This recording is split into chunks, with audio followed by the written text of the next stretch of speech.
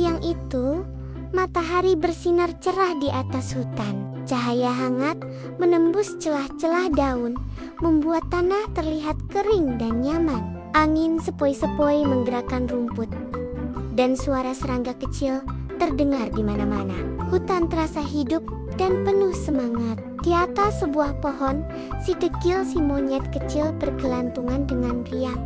Ia melompat dari satu dahan ke dahan lain, berputar di udara, lalu mendarat dengan gaya yang sedikit berantakan namun selalu lucu.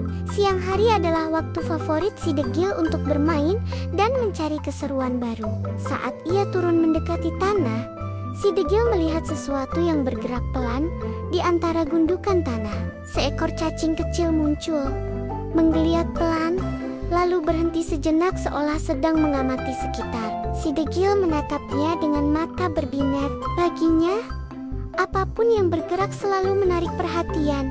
Tak lama kemudian, si Degil mulai berlarian kecil di sekitar area itu. Ia melompat ke balik semak, bersembunyi di balik batu, lalu tiba-tiba muncul lagi dengan wajah penuh keseruan. Si cacing ikut bergerak pelan, masuk ke lubang tanah kecil, lalu muncul di tempat lain. Tanpa disadari, permainan petak umpet pun dimulai. Si Degil mencoba bersembunyi di balik pohon besar. Namun ekornya yang panjang masih terlihat bergoyang, membuat tempat persembunyiannya tidak terlalu rahasia. Ia lalu berpindah ke balik tumpukan daun kering.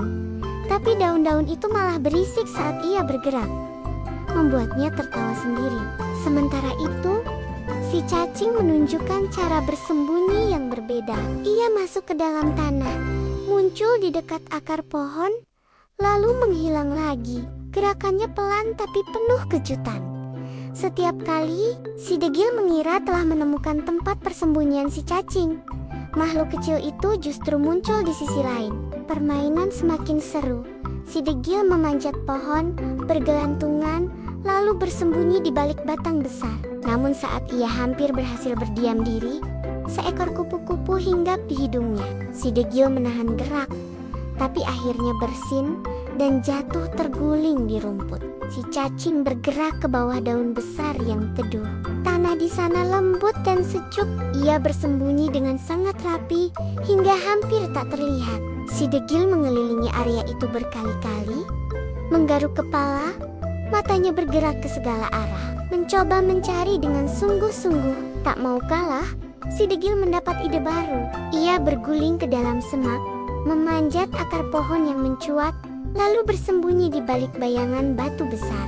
Kali ini ia berhasil diam lebih lama, menahan tawa dan gerakan. Namun permainan petak umpet selalu penuh kejutan. Seekor burung kecil melompat ke dekat si Degil, membuatnya refleks bergerak dan bergeser. Ranting jatuh, dan persembunyiannya kembali terbongkar. Siang hari semakin hangat, namun permainan belum berakhir. Si Degil dan si cacing terus berpindah tempat. Terkadang si Degil menang karena kecepatannya, terkadang si cacing menang karena kepintarannya memilih tempat bersembunyi. Di akhir permainan, keduanya berhenti di bawah pohon besar yang rindang. Tanah terasa hangat, rumput bergoyang pelan, dan hutan kembali tenang.